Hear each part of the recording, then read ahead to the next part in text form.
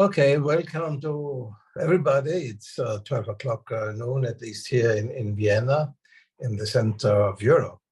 I want to welcome you on behalf of the International Institute for Peace and also of the Kelman Institute. This is a co-production, and we're very happy to have you as viewers and listeners. But of course, I'm especially happy to have two very, very knowledgeable and interesting guests. I mentioned first OFER ZALZBERG because he was several times guest of our institute and we had cooperation with him, but I'm particularly happy that I want to welcome RABBANIT Dr. TIRZA Kelman, who is joining us today as well. She's from the Gurion University, and OFER ZALZBERG is director of the Middle East, for the Kelman Institute.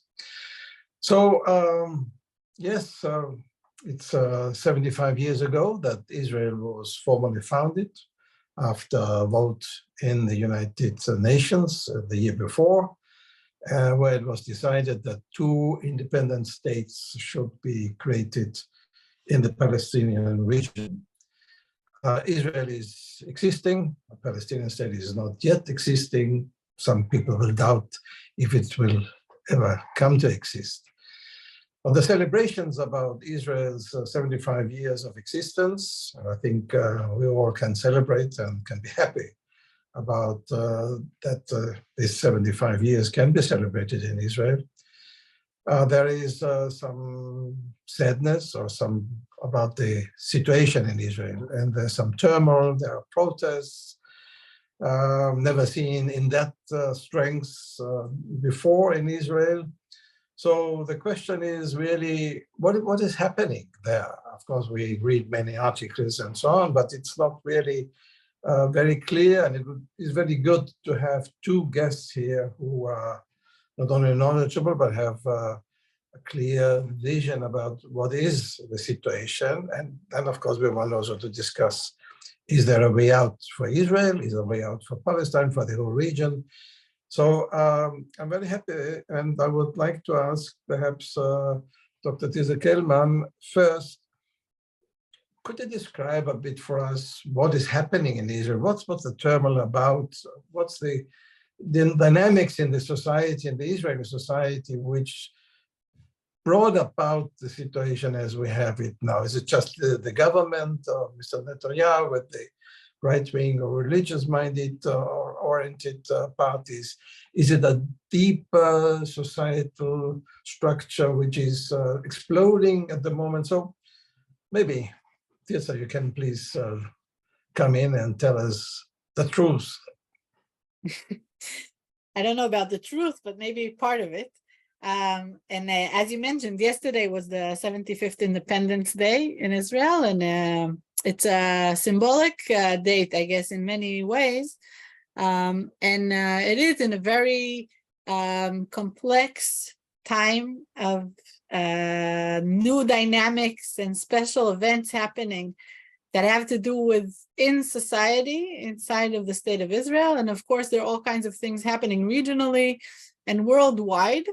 I will already say that I think it's very interesting to see how there's things that are unique to what's happening in Israel, but a lot of them have to do with trends around the world and questions of different challenges within democracies or around democracies that are happening around the world, have their unique reflection here, but are part of a bigger picture.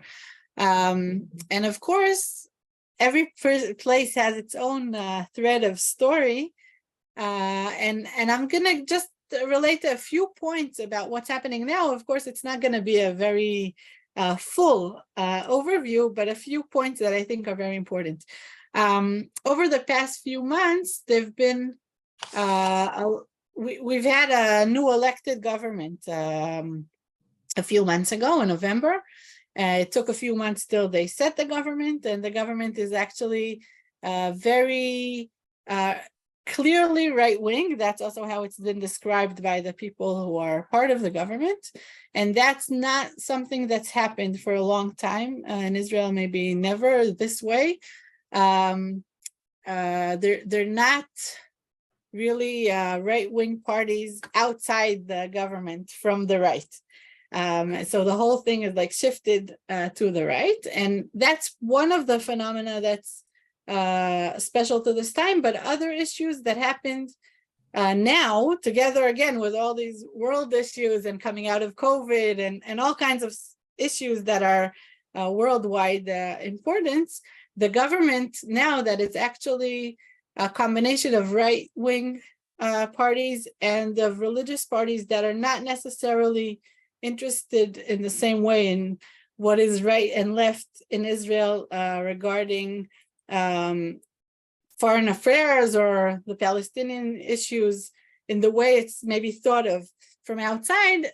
They made a very close coalition with a lot of trust within the coalition of going forward with what is important to different parties in the coalition together in a way that made a very strong power of the government. And part of what was done with this power was trying to make very deep changes in the way the relationship between different parts of governing the country and the different, I flipped the word from my mind, the questions of the court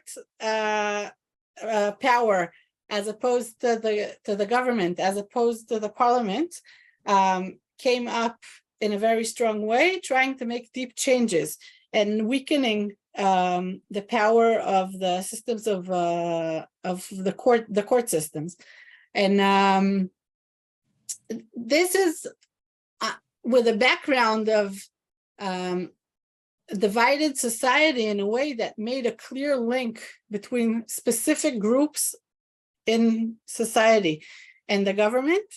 There's a link between, a very interesting link that we don't have enough time to go into deeply, but I'm going to mention, between different socioeconomic levels and different backgrounds and where people come from, and right and left. And of course, this is around the world, but with its specific picture here.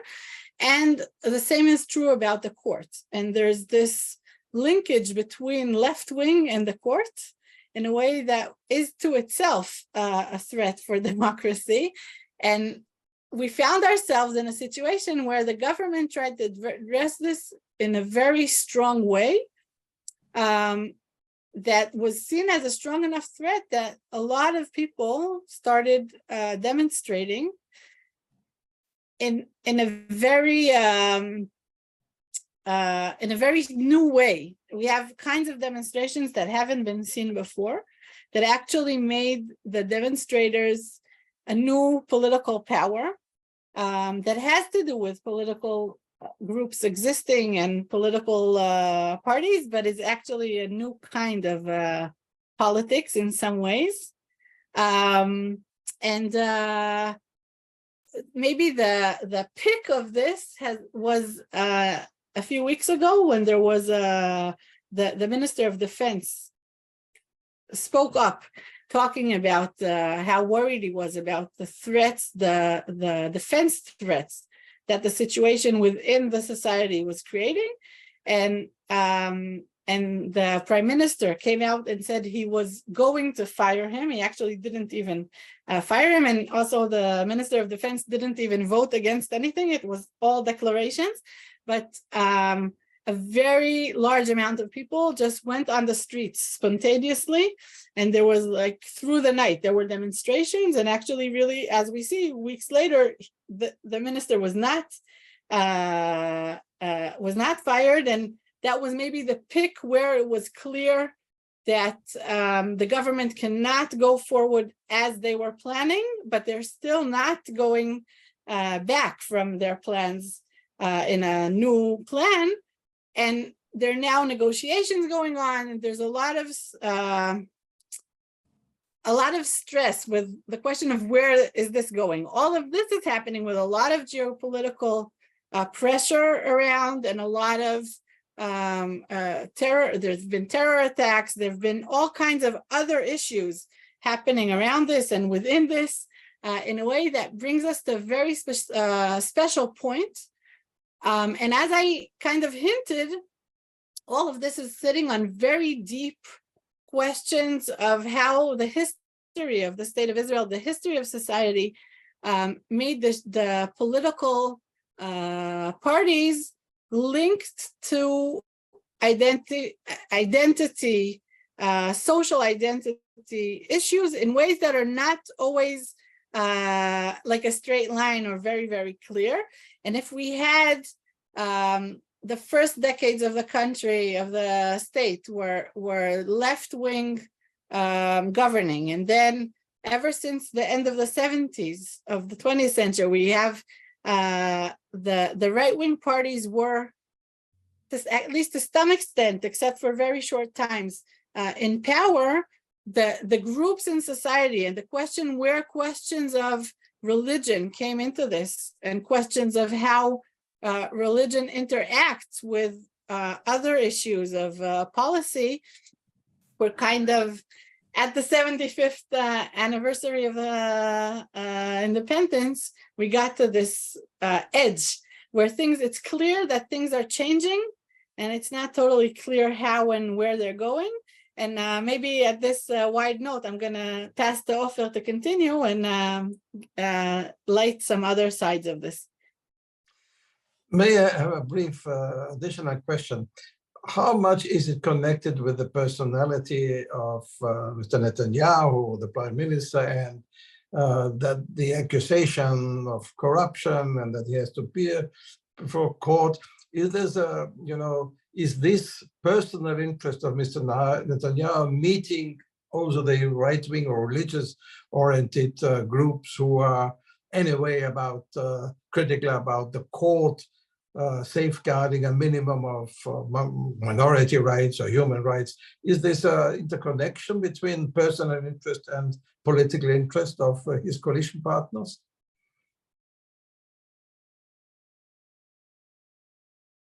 OFER, maybe you want me to? Sure, I'll try. I think, yeah, of course. No problem. Okay. To take Great. Over. And I think Netanyahu, the element of Netanyahu, I'll start with this, is significant in the sense that the way the society is so divided and polarized around Netanyahu's persona prevents a more centrist alignment in Israel of the center-right, center-left to come together.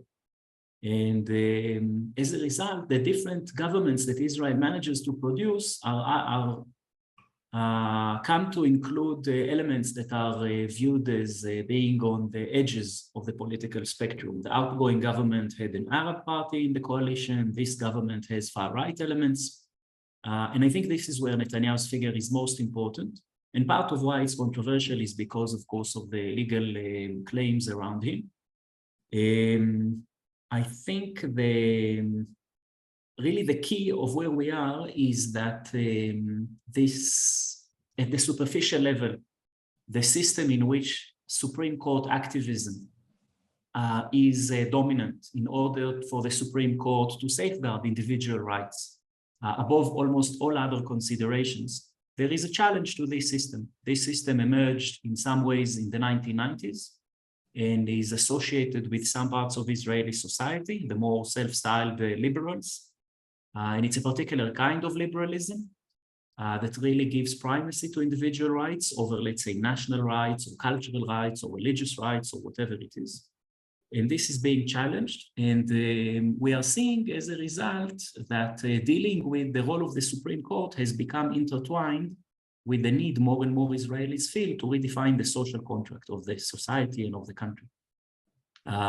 In Israel, in the 75th year, I think is going more and more explicitly into renegotiating what it is. They're renegotiating the character of the project. And from the macro-historical perspective that TIRZA was speaking of, the first generation was the generation of the founders of the state, my grandfather, 1448 and so on. The second generation, my father, let's say, was in the Great Wars, Yom Kippur, 73, and basically tried to defend the country and make sure it continues to exist. And I think we have now a generation, the generation that is also in the protests for and against this policy, that is engaged in a new conversation. And the conversation is about identity, what Israel can and should be. And I want to underline that it's perhaps the first generation that feels safe enough, meaning that the existence of Israel is not under threat, even if Israelis challenge each other about the most basic premises of what the character of the state should be like.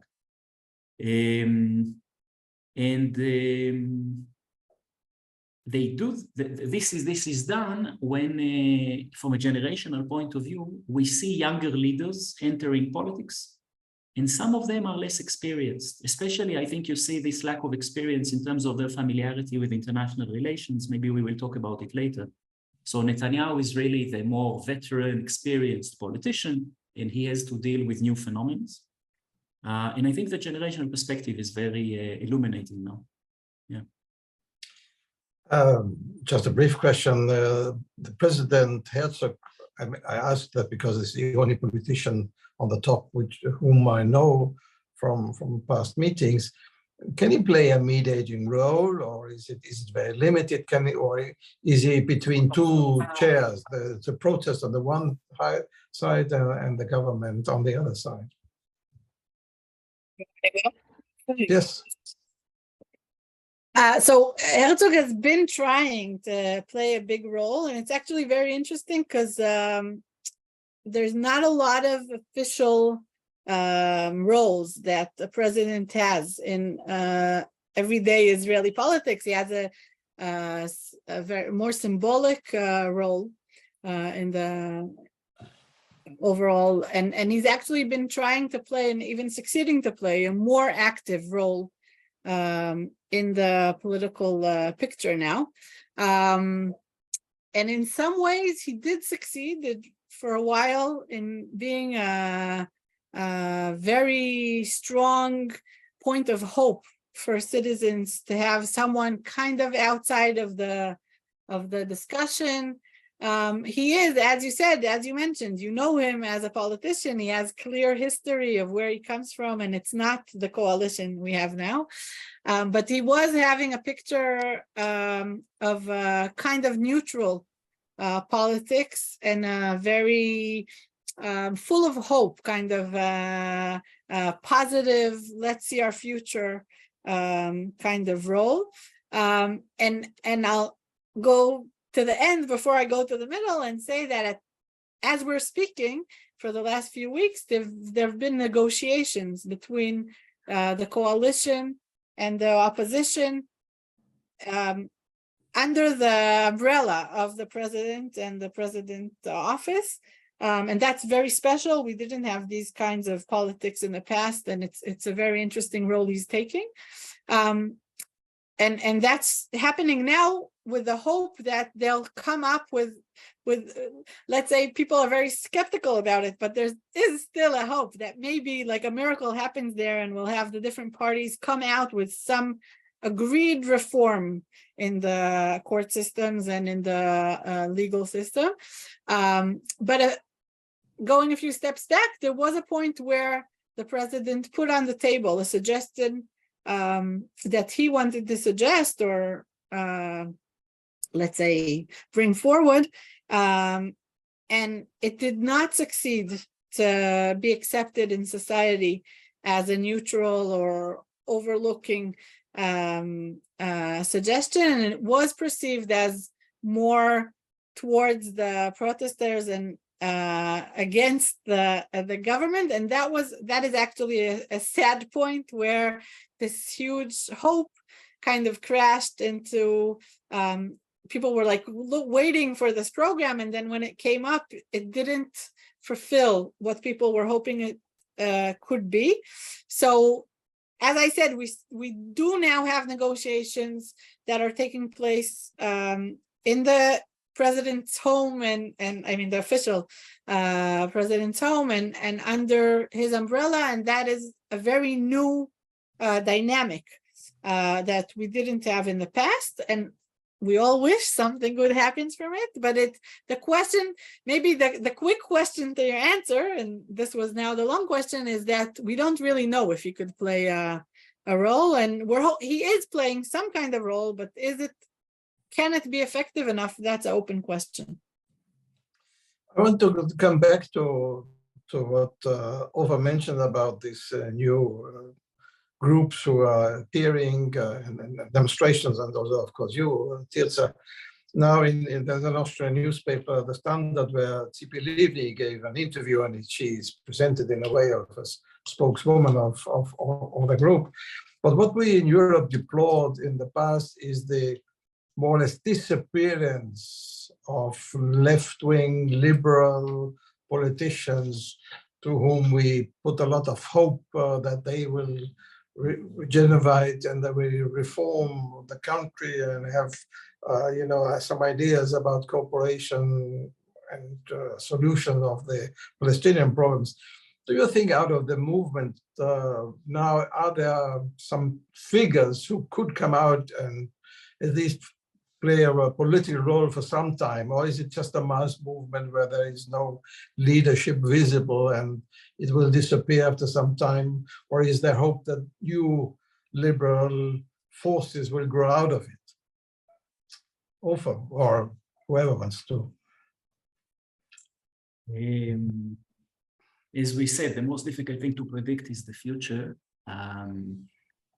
I'll say that if we zoom out, the protest is doing the leaders of the protest are doing something new compared to perhaps Livni and Lapid and other politicians who are supposedly close to this line. And what they are doing is they are trying to redefine the liberal values concretely in Israel. What does it mean to hold a commitment to individual liberties and collective liberties? And specifically also to define which of these are absolute beliefs. These are things that no matter what should not be subject to compromise. And this endeavor, in some ways, is intellectual and ethical more than about political competence, whether they get more or less votes in the ballot box. And some of the leaders from that point of view, I think, come from exact sciences in the academy, or we see them coming from the LGBT community, or we see them coming from very specific places that they are firmly committed to the classical understanding of the Enlightenment, of progress, of liberalism, and so on. And a lot of things that people who belong to this group have, with time, given up on, even though rhetorically they held these values, they gave up on them either because they felt the state is at a risk and it was impossible to engage on so many issues, or because they felt that these different minorities have to be entertained. Now this group is feeling itself that it is no longer hegemonic or might not be hegemonic soon, and that it is possible to contest these things. And I don't think that when there is such a redefinition of values, it is likely to disappear. If it will be encapsulated in the persona of one figure or not, I don't know. But when we see hundreds of thousands of people in the streets, people who usually did not go to demonstrate, and we see the slogans, we see the new media around it, I think there is a seminal historic moment for Israeli liberals that is likely to resonate beyond it in terms of specifically understanding the Supreme Court as an absolute defender of individual rights and not giving up on that, and on a shift gradually, a political shift in terms of the form of government in Israel, from a majoritarian democracy to a kind of a co-associational democracy, where minority groups also get a say and a majority is insufficient.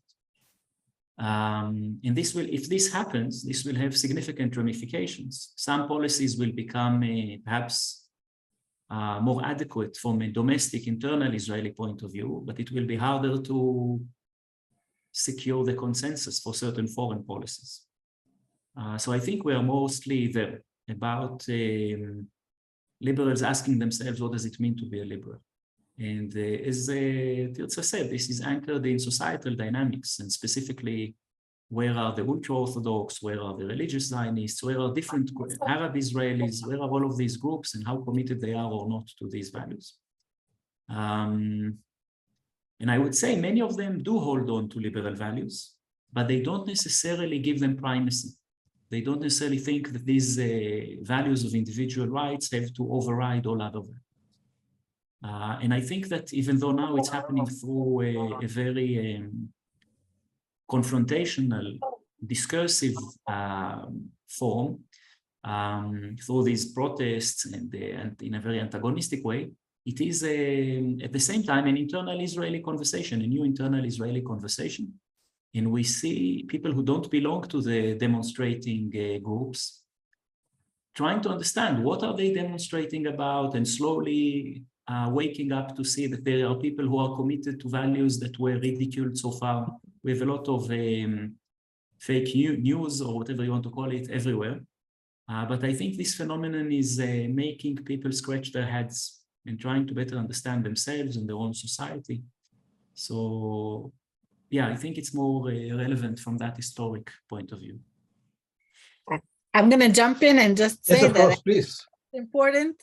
It's important to understand that even having this discussion, I would probably not be part of that us, imagined us of, are we the liberal or we the left or I don't know what. And that's also something to note and think of. The idea of just trying to, I've found myself sitting in a conversation with even Tzipi Livni herself. I just remembered this while you were saying this, speaking in a room that there were a lot of left-wing secular women, but also a bunch of religious Jews like me and religious Muslims women speaking about how religion is a problem and how we have to be, we are worried of, and I just want to throw in that this illusion of democracy being based on this us of a very specific a secular certain kind, as the OFER was saying, of liberalism, certain kind of politics is not working well with reality, let's say.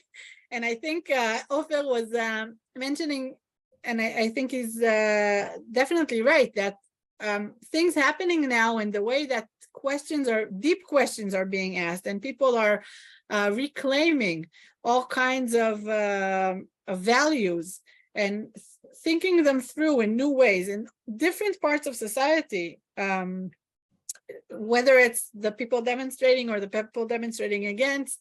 There's a very big planned right-wing demonstration for tonight. We don't know what's going to happen from it. Just this idea of going deeply into the questions and maybe not using the automatic categorizations we've been using. I think part of the issue is they haven't been effective and they haven't been helping us, and we have to go and ask questions, and this is true in all different parts of society. And also it's important for people looking from outside, maybe giving up part of the automatic categorizations that haven't been productive, and dealing with questions that are coming from underneath and making us really have to redefine both the inner questions, the values, the way people can arrange life in a state to work for different groups together without anyone being convinced that all power should be by them. And that's true also for political power that we have now. And I think that's something that the coalition is already understanding, that the fact you have a technical majority or you could make laws does not mean all the power is in your hands, but also in other systems, whether it's the court, whether it's people that are used to be the us and have to acknowledge that there are other groups that have gained power, and there are a lot of people that are very actually angry for being always looked down at.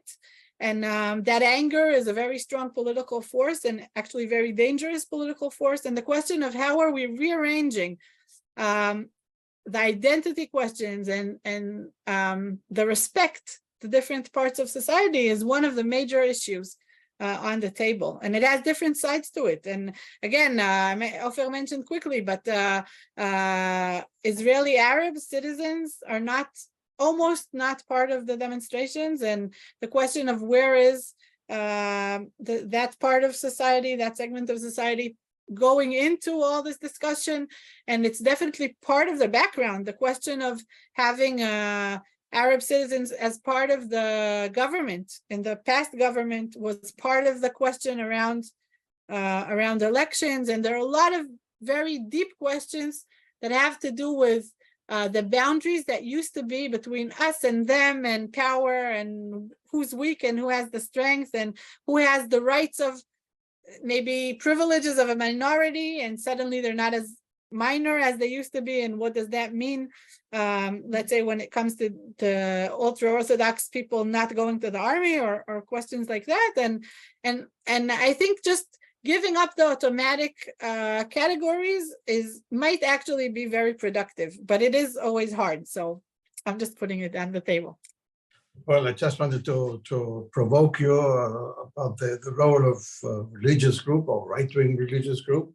But as you mentioned, the Arab issue and the Arab population in the country, I want perhaps come to the question about the intertwining of the Palestinian question, which is, of course, also are two questions, because the Arab population of Israel itself, and of course the Arabs living outside Israel, wherever the borders of Israel. I remember well when we met in Israel over when you tried to show us that it still could be possible to have an independent state of Palestine, where the borders could be drawn, and about the settlement. But anyway, we want to go into detail now. But over, how do you see the interrelationship between the Palestinian question and situation? Now, TIRZA just mentioned that, and this was also recognized from the outside, that the Arab population is not, more or less, not participating in this demonstration, for good or for bad. Maybe they say it's not our business, or maybe they don't want to spoil the impact of the demonstrations. So how do you see the connection between the Palestinian question, or the situation of the Arab Israelis, and the manifestations at the moment against the government's intention? Great, thank you. So I'll try to do the two levels as you mentioned. First, the Arab Palestinian citizens of Israel, and then let's say in the West Bank, Judea and Samaria, and in Gaza. I think with respect to the citizens of Israel, we are already in a historic time in light of the outgoing government, where we had, of course, such an Arab Palestinian party of a Muslim religious character within the coalition. And it is not just the party, it signals a growing desire among Arab citizens of Israel to participate in the state institutions. And we see this continuing now, to the extent that public opinion polls tell us something. And I think we see it, if we zoom out, as a trend, as a trajectory. And basically, they are trying to deal with a sense of discrimination through participation, and to remedy discrimination this way. And I think we had mentioned President Herzog, who claims that this turmoil is actually also an opportunity to renegotiate Israel's so-called non-existent constitution. And for Arab citizens of Israel, that's very much appealing in some ways, to the extent that it deals also with their own rights, and with their own status, and with their own duties. And I think that if this engagement becomes, first, we're already seeing their academics engaging in the conversation, their experts, legal experts, and so on. And I think it's very interesting. And they are trying, and more of them are trying to find a way to do it that doesn't challenge the majority's understanding of itself as a Jewish nation that determines its character through the state of Israel. And they are focusing on their own rights as a national minority in particular. And too soon to say, but we are even seeing some Druze Israelis joining this, and increasingly aligning with other Arab Israelis, because of the reservations regarding the nation-state law that defines Israel as a Jewish nation-state, because of the Kamenetz law, which intensifies enforcement of building violations and so on. And I think, I say carefully because we are in early days, but I wouldn't be surprised if this will get more traction. And it will, and I don't think they will join the Livni crowd for many reasons, some of them TIRZA talked about. I think they will join from their own perspective into this conversation. In some ways, it's more convenient for them that the current government wants to change the current laws, which they find discriminatory, and they want to see a change. So they're not automatically with those who oppose a reform. And I think they are increasingly politically savvy in how to position themselves between the different groups in Israeli society. If we look at the West Bank and Gaza, I'll say two simple things, but I think they are very deep in terms of their implications. One is that the Israeli-Palestinian impasse has been because, and the impasse is now, at least since the years of the Second Intifada in many ways, was not because we didn't find some technical workaround for a small problem, but really what it requires is for the two peoples to renegotiate to a degree their own identities in ways that could allow them to coexist. And the process Israelis are undergoing now is the beginning of a reconstituting of one's identity. I don't mean only Israelis as a whole, as TIRZA said, different segments on society are reflecting on who they are and what it means. It's very difficult to both do this looking domestically and looking to the outside. But I think it will be inevitable for Israelis to do it because some of the collisions between the values held by different Israeli groups pertains specifically to what to do with the relationship to the Palestinians. And second, will Israelis start to think about Palestinians through a different paradigm, one that does not try to liberalize and secularize both Israelis and Palestinians as we try to achieve coexistence or peace or whatever is the term. When Livni gave speeches about two states, almost always it was about moving towards two states in the sense of a secular liberal democracy. And almost automatically, therefore, religious people didn't feel part of that, not because they didn't want necessarily peace. And I think this is true also for non-secular Palestinians.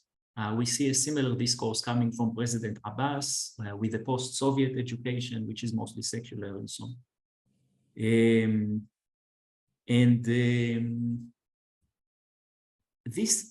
The moment we are in, the last point, seems to increase the need for Israelis to give an answer to the Palestinian question. Meaning, I think for Israelis, it would be much easier and tempting already to deal with these big disagreements among Israelis without dealing also with what to do with Palestinians.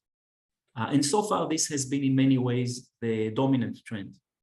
But since May 2021, when there was the last big conflagration, including in mixed cities like Lod and Ramle, where TIRZA lives, and maybe she could expand on that, when we saw major clashes between Arabs and Jews within Israel, in Jerusalem, where I live, the Temple Mount, Haram al-Sharif.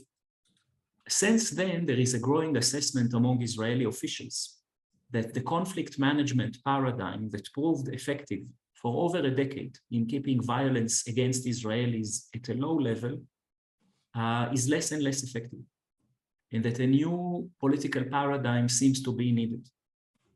And to the extent that that's indeed the case, then, and we have seen the outgoing government failed to prevent this increase in violence in the Palestinian arena, and the current government is failing in that.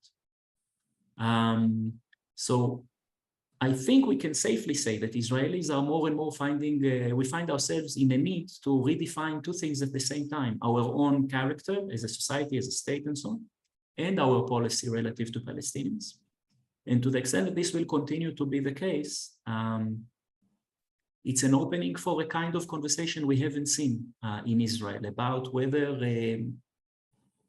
secular and religious groups could create consent, liberal and non-liberal groups could create consent, and of what kind.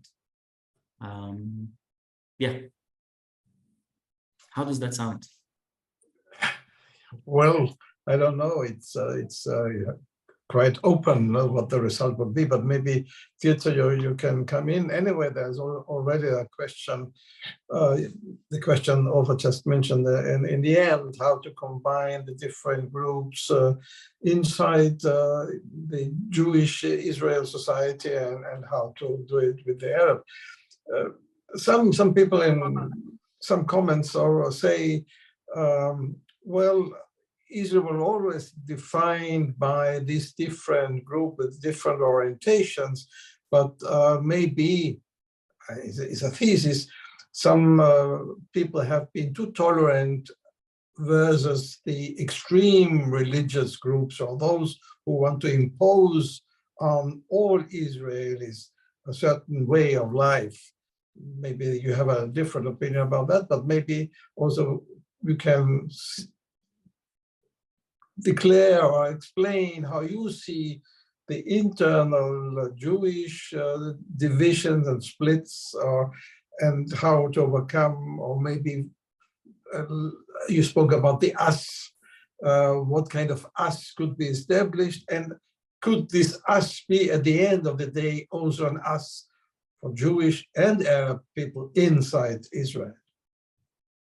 So maybe I'll start by saying that I think really the idea of learning how to have differences within society without them pulling into violence, I think that's true on a smaller basic level, and within the Jewish society or within different segments of Jewish society, and also between different national identities within the state. And also, I think it has to do with the regional issues and the Palestinian questions and also wider questions. And I mean, my maybe too philosophical point of view, but I think it does have practical political outcomes, is that you would need to be able to learn how to appreciate differences in order to have real peace. I mean, this idea that was strong in the 90s, and also the idea that was in the first years of the state, 75 years ago, there was a very strong idea of let's make everyone Israeli in the same way. This idea hasn't been working, and I don't think could really work. I think where we would want to go would have to have a lot of respect to differences. And I think, I mean, that would be a liberalism I would go for. The idea that they're not supposed to go against each other. Like, the fact that people are different does not mean we have a problem. We could have differences. We could have different identities. And I think the more serious people are about their own identity, they actually could make better peace with other people that have serious identities, and kind of diluting it into, oh, we're all the same, secular, doesn't matter what. I don't think that's been working. And again, this is something that I think you see in Europe, not only in Israel. Questions of unity and particularism are coming up in different ways. And the question of, can we cooperate in peaceful ways without thinking that we have to ignore our unique identity or our unique history or our unique needs? I think this is a big world-wide question. And as OFER was saying before, and I also reflected on a bit, one of the things that is very interesting now is that the people demonstrating, the main, maybe the core of the demonstrators now are people of liberal, secular Jewish communities that are,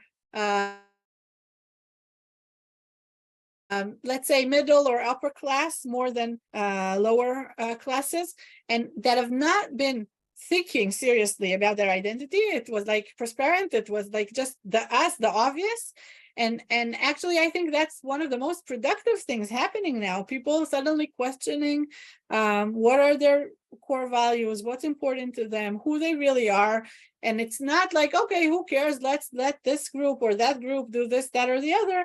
It's really like who we really are and what are we negotiating about. So I think I mean, this is maybe a weird kind of optimism, but I'm optimistic about going deeper into more questions that have been perceived as a threat, as actually a way bringing us closer to cooperation and closer to peace. But it's a different kind of road. It's maybe a longer road, but the short road we've been trying to take did not get where we thought. So maybe it's not that too long. So what I'm actually saying is that I think looking the problems in the eye might actually be a good way to look for solutions, rather trying to kind of put things aside or put groups of society aside if they're being a problem. I think part of the questions that I think should be discussed now is, what does being responsible mean? Okay, and that's one of the issues we see also now with the government. We have a government, a coalition that's built with a big percent of the coalition are groups that were used to be like the edge of a coalition. When they were in the coalition, they were the ones that were like nudging the coalition from the side, and they were not in the center of being responsible. And suddenly they're ministers, and suddenly they're the ones making the policy. And one of the big questions that they're not giving a good enough answer to yet, and we should all hope they will soon, because they're very high costs to in economics, but not only, and other issues to the situation is, what does it mean to be responsible? What does it mean that it's on you?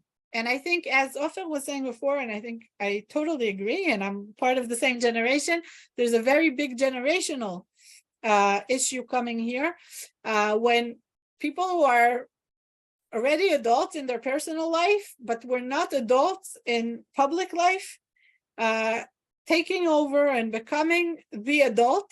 And the question of what does that mean, and what are you responsible for? And also, this is also true, I think, for Israel in the Middle East. If you want to govern, what does that mean you have to do for minorities? What is responsibility demanding?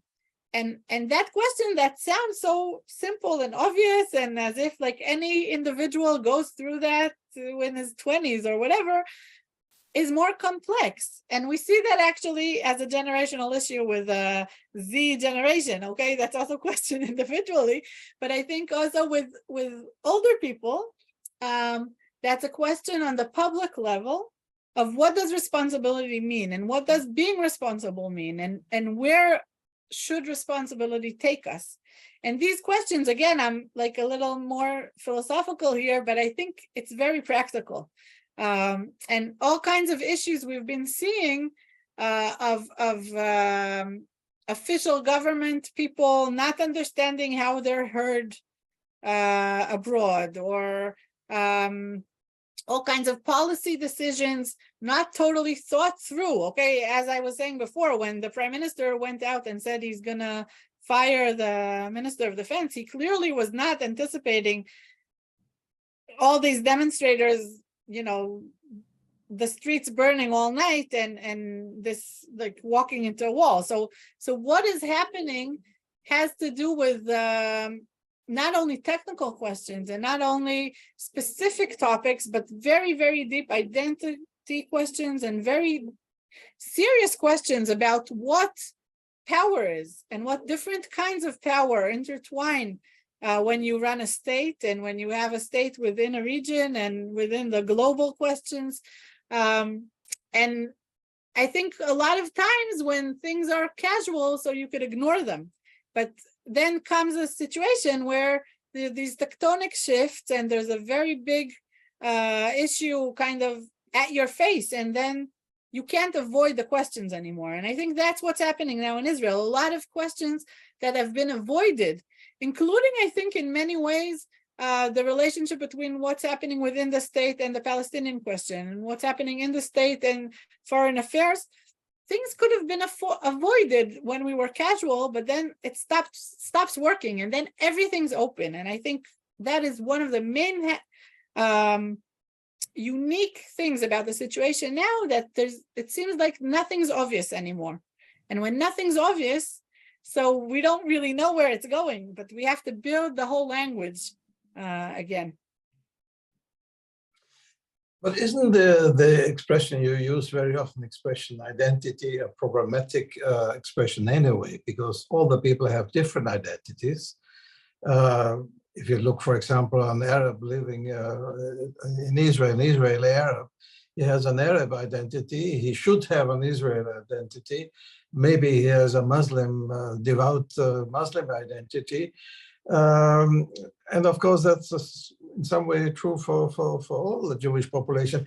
But the question is, if it's two, if one identity, for example, the religious identity, is overtaken, and then of course it becomes dangerous, not only in Israel, in all societies. So I'm quite doubtful about this identity, if it's not connected with tolerance, with acceptance of the other side. So I think, and that of course also the role of a constitutional court or of the Supreme Court, however you call it, to look that identities or the exaggeration of one identity is not going into intolerance towards other identities. That's definitely true. It is important to note that Israel does not have a constitution, and that is part of the issue. OFER was mentioning before the activism of the court that has been creating a constitution, not necessarily with the parliament agreeing, and that is a problem. And the question, how do you handle that problem, and what are the other options, and what are the prices if they didn't do that, and what are the prices of them doing that, and how do you go the reason Israel does not have a constitution is that for decades, the feeling was that it was too complicated to agree on a constitution, and having it piece by piece would make it more possible. And again, I think we're at a point that this is not going to be as possible as it was in the future, but not all segments of society are seeing this in the same way, and not everyone is identifying. Maybe the biggest problem is that different parts of society, different segments of society are defining the situation now in very different terms. And I can say that myself, living in maybe a few different segments of society at the same time in some ways, I spend a lot of time in the last few months trying to explain to people from different parts of society that the other people actually exist, and they're not only fake news, and these are very serious issues. I think maybe I want to add into what you said about identity, that there's separate identities, and there's also an identity of a state and a society as a whole, and that is always a question of who feels like they're part of it and who's not part of it, and that changes. We were talking about the Arab citizens, also the ultra-Orthodox. For many years, they would not be part of the government, and now they're a very important part of the government. And that's not only because they gained more power, it's also because they stepped in to agreeing to be part of the state, even if they don't think it's perfect. So is that good? Is that bad? Is that more liberal? Is it less liberal? Any binary answer would be missing part of the picture. So as much as I agree with the questions you raised, and I think it's very important that we in Israel find a way to either build a constitution or some other way of making this discussion happen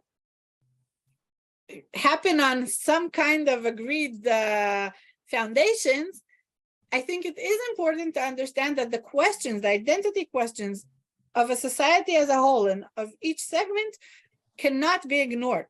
And trying to just say, well, we have to have rights and we have to have a constitution is not only not going to get us there, it's going to take us further away, and it's going to, I'm afraid to say, it might increase violence. It's not like even the word liberalism now can be a threat in society in some ways, and And awareness to that is very, very important. Thank you. OFER, maybe you can come in and comment. I'll try. I'll try to take it, if it's okay, to the level of concrete examples, because I think the reality is ahead of us, in the sense that it's no longer exclusively secular liberal or religious anti-liberal or whatever it is. Academically, there are already post-secular parts of society here in Israel. And what I mean by this is, as TIRZA says, I think that we have found a kind of liberalism in the sense of acknowledging different collective identities, not only individual ones, within a supposedly secular state that assumes that the public sphere is secular. And Israel doesn't conduct itself that way. I keep writing and talking to people about the swimming pool in the city of Rehovot, where the mayor, who was a former Knesset member from Shas, an ultra-Orthodox party, faced voters who are both religious and secular. And some of them wanted the municipal swimming pool to be open on Shabbat. And he's ultra-Orthodox, he doesn't want the swimming pool to be open on Shabbat. And a long story short, he made the swimming pool open on Shabbat with different ways, including that you can buy a ticket during the week, so you don't buy it on Shabbat, include all kinds of things. This wouldn't work in the more liberal parts of wherever, Tel Aviv, because people want to be able to buy the ticket in the morning, and they don't know if they want to go already on Tuesday. And it wouldn't work in the ultra-Orthodox conservative parts of Israel, where they just want it to be closed. But it works quite well in Rehovot, and Rehovot is not an exception. So we have some hybrid spaces where people care so much about these different identities, they want to live together, secular and religious, that they both do different kinds of adaptations. And I think we see it also relative to Palestinians. Maybe I'll say one more thing, because we are on the 75th year. Last night we had the ceremony, the Israeli ceremony, and the day before last night. And the speaker of the Knesset gave a speech at the national ceremony. He's publicly gay, and he stated a prayer, a Jewish prayer, while giving the ceremony. And all of this mix of a Likud Knesset member from a more conservative party as an openly gay person, speaking publicly about his spouse and their 2 children and whatever it is, I think shows that also the most conservative, so-called far-right elements in Israel, to some extent, in fact, have embraced the notion of autonomy of the individual more than they care to admit, and more than the New York Times would write that they have. Jewish Power, the party of Ben Gvir, has a group of gay activists, publicly gay activists. And there are women in the party, and all kinds of things he wouldn't shout out, but are happening. And some of the more secular parts of society are studying Talmud and Mishnah and Bible. And so I think we are in a hybrid society already. And I think relative to the foreign policy challenges and security policy and the Israeli-Palestinian conflict, we've seen a few years ago how Israel entered what is called the Abraham Accords, giving up on what was an electoral pledge of Netanyahu, what he called to apply Israeli sovereignty to parts of Judea and Samaria, what many called annexing parts of the West Bank, 30%. And Israel gave up on that in order to do the Abraham Accords, which in the middle of the Accords had our forefather Abraham, had a biblical figure. And this was not a strictly secular agreement. This was not a strictly, and I think this is why many on the Israeli right who elected Netanyahu nevertheless support, this is one of the reasons why, they supported the agreement even though it meant not annexing or not applying sovereignty to parts of the territory. And I think we are already moving, it's not just that one should or shouldn't go there, we are already moving to dealing with these issues somewhat in new ways, thinking about Israelis no longer think you can only, for the most part, talk about Palestinians without thinking about what God would want relative to relations between Israelis and Palestinians. They know some people would ask it. They know some people care about the sanctity of the land and how it could be respected when you look for an agreement with Palestinians. becomes more and more difficult to avoid it. And they know that some people care about individual rights deeply. And they care about national rights deeply, and you can't just ignore it.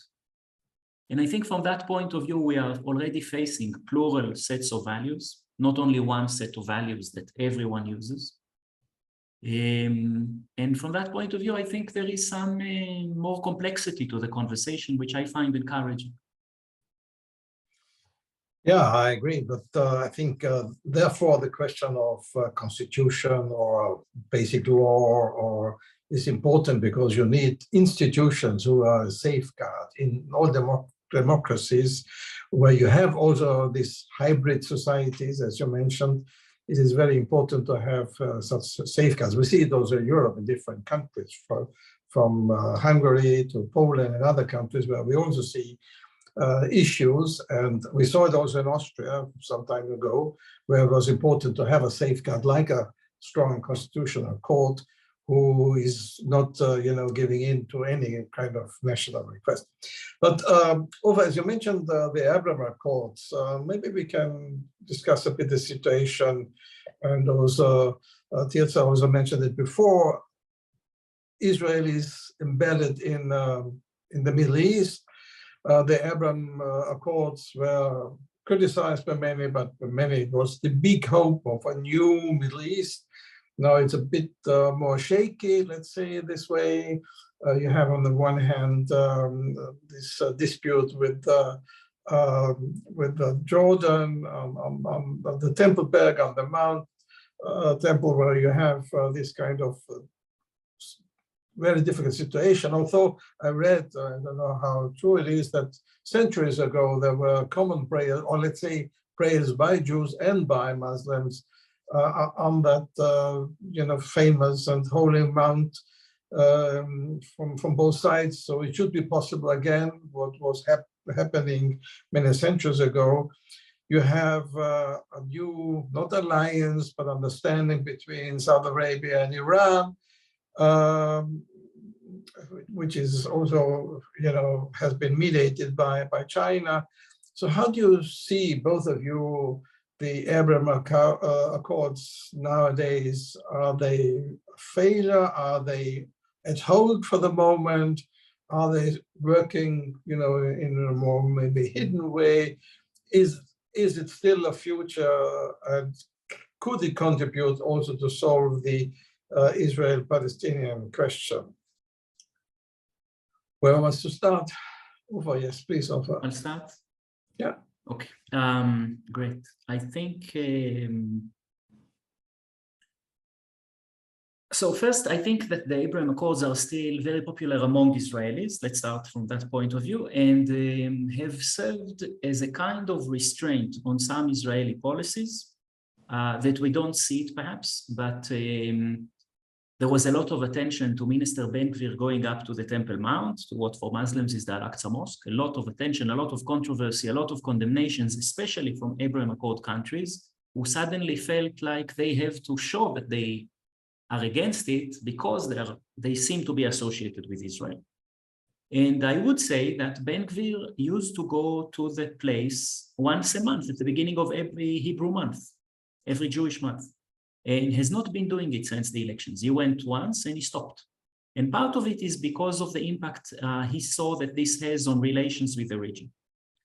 And I think we see additional things. We see less of a conversation in Israel about applying Israeli sovereignty to the West Bank, knowing that the Abraham Accord countries are not favorable to it. So I don't want to overstate it. It's not a trump card that decides everything, but it is significant in terms of Israeli views of these relationships and how to deepen them and expand them to additional countries, even if that comes with certain consequences. Second, our diplomats and our leaders hear more and more from these countries a need to show to their own peoples that the relationship with Israel does not come at the expense of the Palestinians, and a desire to show that the relationship with Israel, in fact, benefits Palestinians. Palestinians, not necessarily the PA, but Palestinians.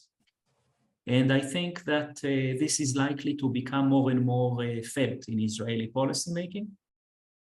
And just like the example about the Al-Aqsa Mosque Temple Mount shows, the closer they are to Israel, the more they are sensitive to certain Israeli policies that they view as controversial. So Israel, if it wants to somehow balance the ship, would need to find ways to show that the relationship also rewards Palestinians.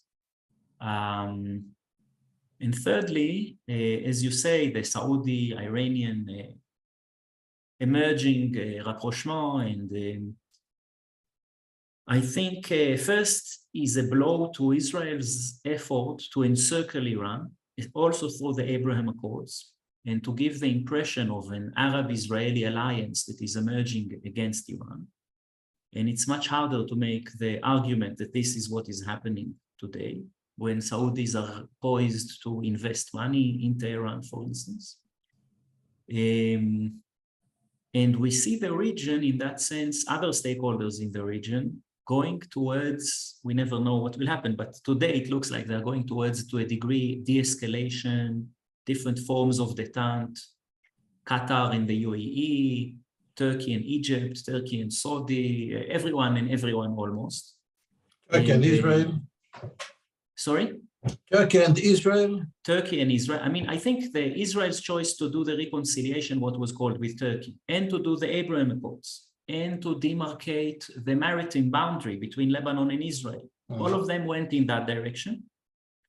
And the question is, I mean, and for Israel to do this with Iran is, or for Iran to do it with Israel is extremely complicated. There is the possibility that some of the other countries in the region are doing of basically non-aggression understandings, and in some way demarcating the maritime boundary between Israel and Lebanon, in which Hezbollah was indirectly involved, is in that approach. But the US, Israel are not part of this approach when it comes to Iran. And they seem to be less relevant the more different Arab and other Middle Eastern countries go in that direction, and China and whoever it is enter that space. I think the Abraham Accords are therefore more, become more relevant as whether Israel creates these relations as bilateral relations with countries rather than as a regional alliance against Iran. This is less and less plausible. Again, we will see what happens between Iran and Saudi. Maybe the whole thing collapses. But the Abraham Accords, basically their future still will, I think, hinge, their depth, their success will hinge on the degree to which Israel and the Palestinian leadership managed to reach some limited, at least, understandings that go beyond the economic realm. And without this, I think these relations are less likely to fare well. And with it, I think they are very promising. I think we see a lot of need on the side of Arab states of all kinds of Israeli technologies and know-how and so on, that is likely to take it forward. Thank you. TIRZA, you may come in, please. Yeah, maybe I just, from a different point of view, and that's actually what I want to talk about, different point of views. I want to say that the Abraham Accords kind of changed the angle of looking at the geopolitical platform even, and the question of where is Israel? How are we holding the map, and what is the center, and are we you know, we're used to drawing Europe in the middle, and we all know about this, and maybe we can look at it from a different direction, and this goes together with much wider questions about China and about Russia and the war in Ukraine, and all kinds of questions of how are we drawing the map of technically and allegoric in an allegorical way. How are we looking at the picture, and where are we situating Israel in this picture, and who are the strong allies, and who is strong? What does being strong even mean?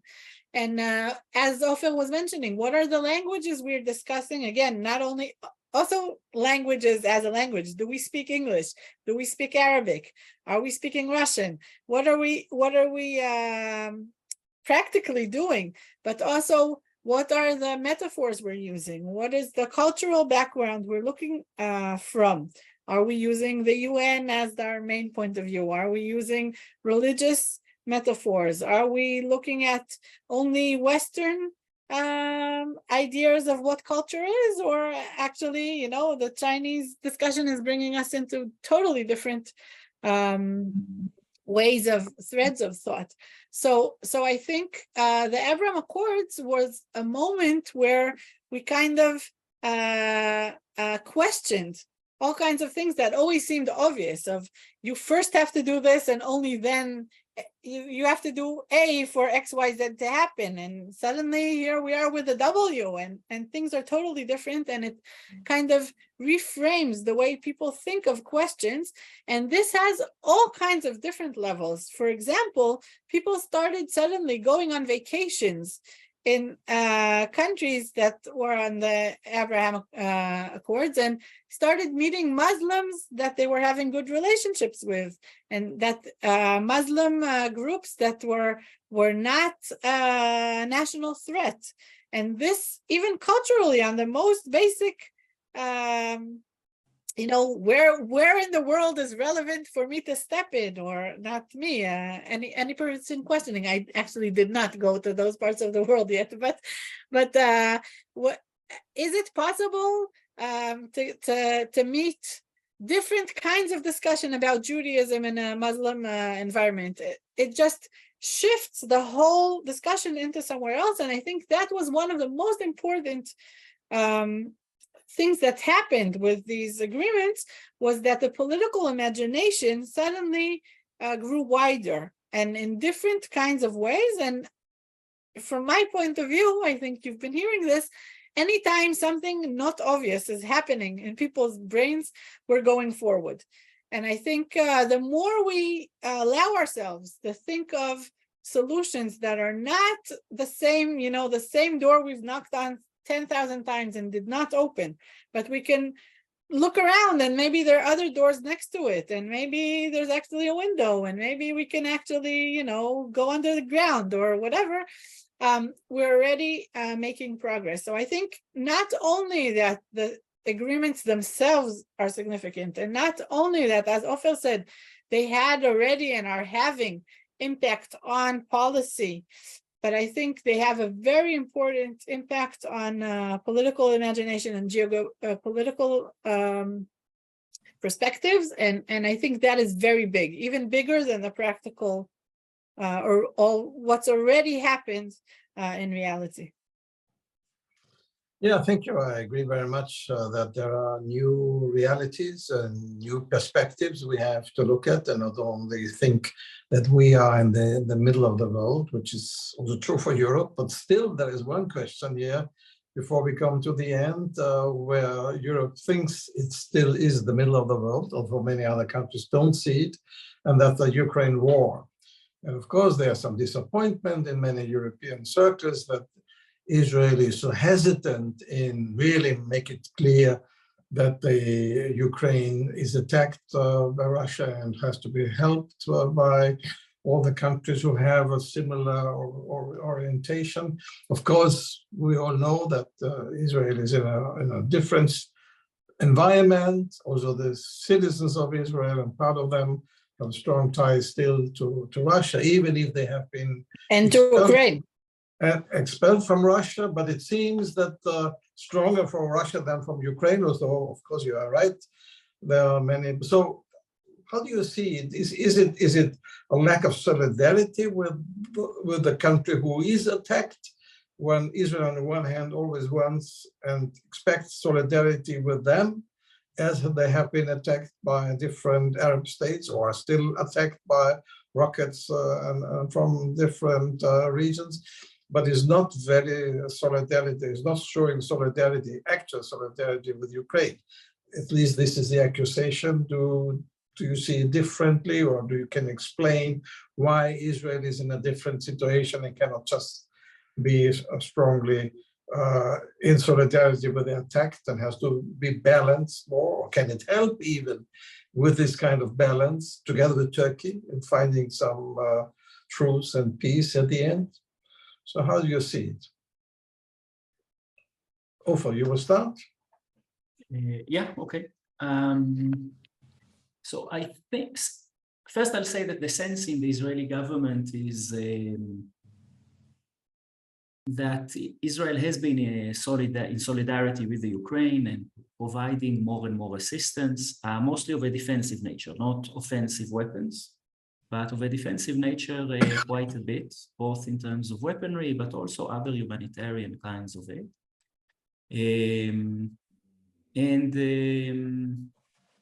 I would add that, as you say, there are internal dynamics, but for the most part, Israelis of Russian origin, Russian descent, are very critical of Putin, certainly Israelis of Ukrainian descent. So I don't see that this is the thing that is pushing Israel into any specific posture.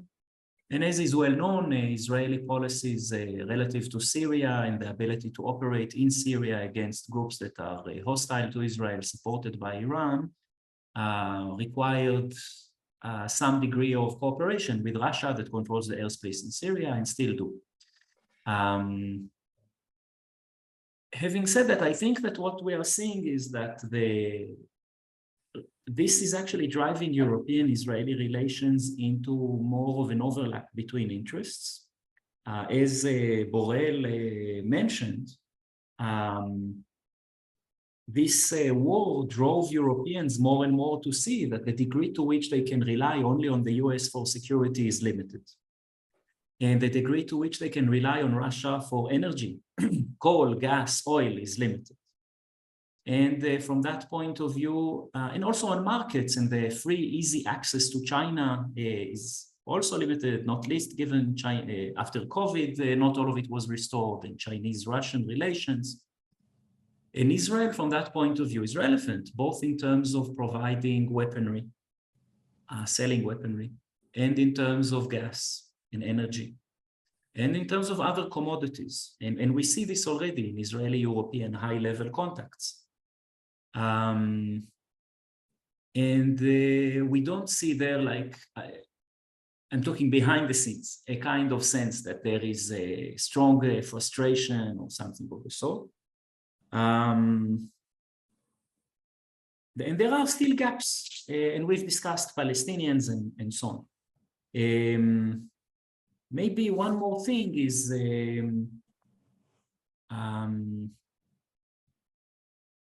there is an internal Israeli discussion on what to do with those who want to flee or leave Russia and come to Israel. Jews, people of Jewish descent, depending on how you define them. And there is an upcoming, perhaps, constitutional debate on whether Israel should change its so-called law of return. Will it still apply to grandchildren of Jews according to Jewish law or not? And that will impact also who can come and who cannot. Finally, zooming really out, I think Israel, in some ways, doesn't see itself as exclusively in the camp of Europe and the Ukraine, both in the sense that I think we hear also some in Europe asking, how did the war begin? And is it only Europeans who, is it only Russians who initiated it? I don't mean the actual decision to invade. This obviously came from Russia. But if you look macro-historically, were there other processes that were more complex which led to the war? But also to realpolitik, to really giving weight to realpolitik and not only to liberal values. And there is, I think, a balance between these considerations, which we will see also in other issues. So I find that what Israel is doing of basically trying to side with Ukraine as the attacked party in terms of defensive measures rather than feeding a struggle is quite similar to what Europe has been doing with Israel relative to the Israeli-Palestinian conflict. Europe did not provide offensive weapons, but provided different kinds of help. And I don't know that it is therefore a double standard. TIRZA, you want to come in?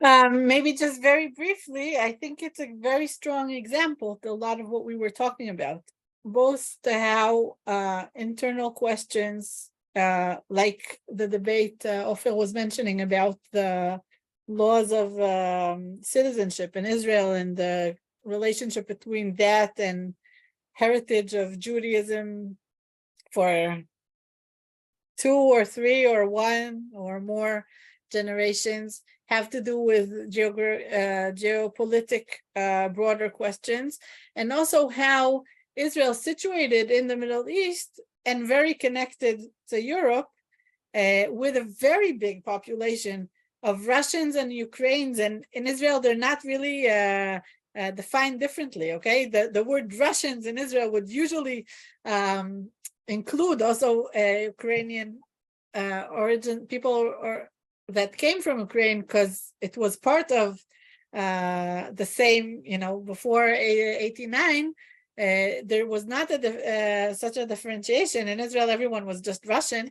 And even personally, there are all kinds of people I discovered were Ukrainian originally that I didn't know before the war started. Let's say Sharansky, okay, that's a very important figure in Israel. And I never went looking where he grew up. So the questions of within Israel and the greater geopolitical question is one thing we talked about, and I think comes up here very strongly. And also the different powers working at the same time, because the relationship between Israel and Russia and Israel and Ukraine, and another issue we didn't talk about at all, but questions of anti-Semitism from both ways, and the way that both Russia and Ukraine are using the discussion about Jews and Jews in the Holocaust in propaganda from both sides. And where does that put Israel? And accused from all directions in ways that clash, but it doesn't avoid the fact that it's done.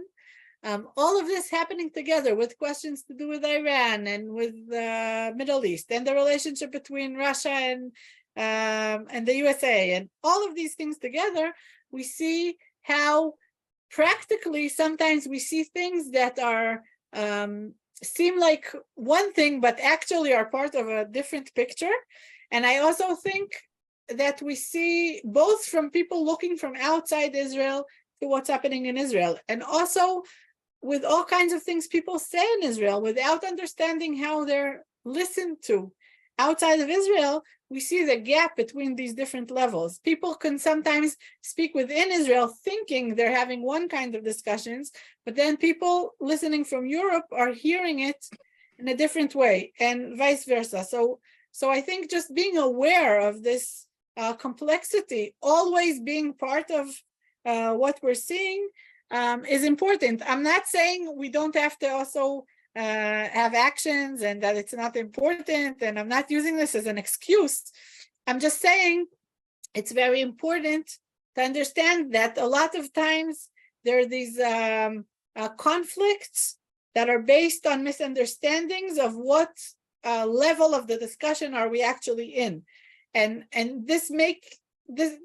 these misunderstandings makes very significant problems in foreign affairs. I mean, I'm not relating to this as a small thing, but I think it is important to realize that it's not always because there's such big differences in like what people are trying to do, but there are these clashes and how very deep misunderstandings and problems of communication create bigger problems than we would have to have them necessarily, let's say.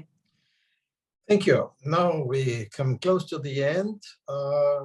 First of all, thank you very much for your engaged discussion and contributions. But there's still one question to both of you, brief answer.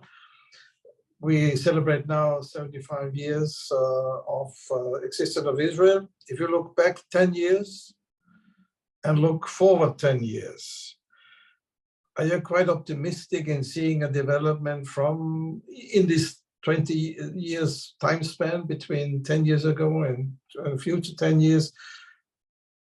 Is Israel in a better shape and will improve in the next 10 years?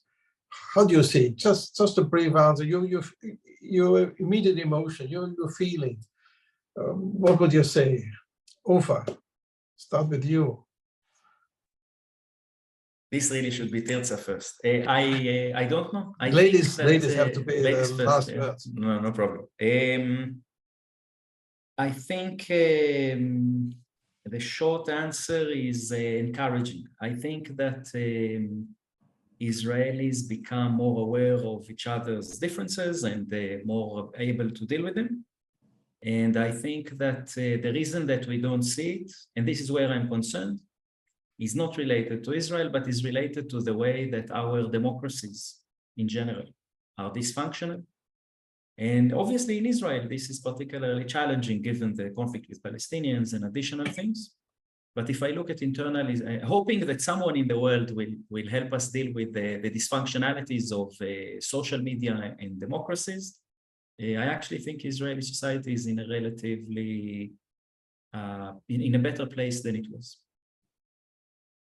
Yes, sir. Well, I will say, I said before, I'm optimistic, but maybe in a weird way. I think things are progressing in a way that brings us closer to good things. But every single person and citizen and party in the bigger, I mean, political parties, but also organizations and different roles, the question of what responsibility people take upon themselves and how they execute it and how things are, to what extent do people feel that a good future is dependent on their good decisions, has a very big effect on how much bad will we have on the way to good things happening. So I do believe that things are, all these things being rechecked and redefined is taking us to good places. And I think altogether things are establishing in better ways, but not only. And as we all know, you even a bit of evil can do a lot of harm. And the question of how both citizens and organizations and states, to what extent do they feel like they must be taking action to do good? It's a moral question, and it's always out there. And it's really depends on all of us, what kind of choices we make. To what extent are we going to make the good powers? And of course, good could be defined in different ways. But that's always a question. And I think it has a lot to do with responsibility people do or don't choose to take. Because as I said before, I think the question of being responsible and to what extent are you proactive or passive about being responsible is a very acute, practical, political question, and of course, moral question. Thank you very much. In that sense, all the best to you and to all the citizens of Israel, and they may celebrate 75 years in peace and with responsibility to themselves, but also to their neighbors inside Israel, but also outside. Thank you very much. Amen. And have a nice day. Thank you. Thank you very much. Hannes. Thank you.